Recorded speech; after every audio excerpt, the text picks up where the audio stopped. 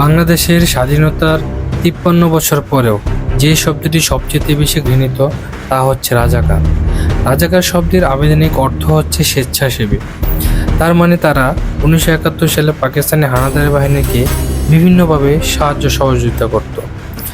বাংলাদেশের মানুষ রাজাকার শব্দটির সাথে প্রথম পরিচিত হয় ১৯৭১ সালে মুক্তিযুদ্ধের সময়। ভৌগোলিকভাবে পূর্ব পাকিস্তান তথা বাংলাদেশ নদীমাতৃক এবং বৃষ্টিপ্রবণ একটি দেশ। তাছাড়া এই পরিবেশটা ছিল পাকিস্তানিদের কাছে খুবই অপরিচিত। তৎকালীন সময়ে পূর্ব পাকিস্তানের অনুন্নত যোগাযোগ ব্যবস্থা ও দুর্গম পরিবেশ পাকিস্তানি হানাদার বাহিনীকে যুদ্ধ পরিচালনা অনেকটাই চ্যালেঞ্জের মুখে ফেলে দেয়। তখন তারা যুদ্ধের কৌশল হিসাবে স্থানীয়দের সহায়তা নেওয়ার চেষ্টা করল। এইভাবে কিছু স্থানীয় দেশদ্রোহীদের সহায়তায় মূলত রাজাকার বাহিনী গঠন করা হয়। গবেষণায় জানা যায়, খুলনার খান জাহান আলী রোডের একটি আনসার ক্যাম্পে সর্বপ্রথম আনুষ্ঠানিকভাবে রাজাকার বাহিনী গঠন করা হয়। শুরুর দিকে প্রায় ১০০ জন পাকিস্তানপন্থী লোকের দ্বারা রাজাকার বাহিনী গঠন করা হলেও দিন দিন তা বাড়তে থাকে এবং বেড়ে তা ৫০,০০০-এর মতো গিয়ে পৌঁছায়। এরপর রাজাকারদের দ্বারা পাকিস্তান আর্মি যুদ্ধে কিছুটা সহায়তা পেতে থাকে, যার ফলশ্রুতিতে ১৯৭১ সালে জুন মাসে জেনারেল টিক্কা খান রাজাকার আইন জারি করেন এবং যে আইনের মাধ্যমে রাজাকারদের বিভিন্ন ভাতার আয়ত্তে নিয়ে আসা হয়। এই আইনে প্রায় ৫০,০০০-এর মতো রাজাকার বাহিনীকে লিপিবদ্ধ করা হয় এবং তাদের ১৫০ টাকা করে প্রতি মাসে মাসিক ভাতা দেওয়া হয়।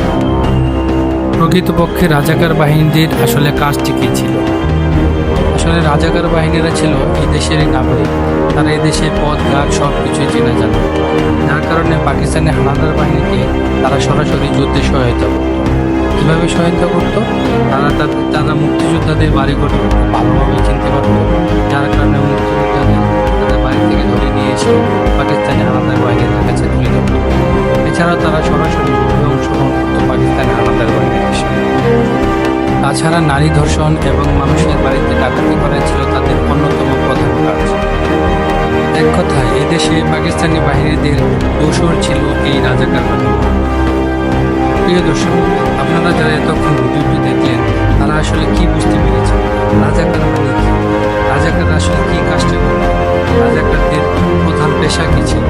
এখন আপনারা বর্তমান পরিস্থিতির সাথে মিলিয়ে দেখুন, আসলে কি রাজাকারের কোনো আমাদের দেশ থেকে বিতাড়িত হয়েছে?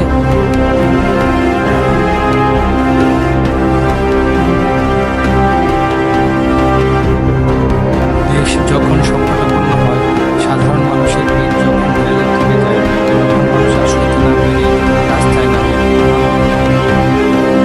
তাদের ন্যায্য দাবিটুকু আদায় করতে। কিন্তু প্রতিবারই সেই একই নিয়মে একই পদ্ধতিতে একদল হায়না যেন ঝাঁপিয়ে পড়ে সেই সাধারণ মানুষের উপর।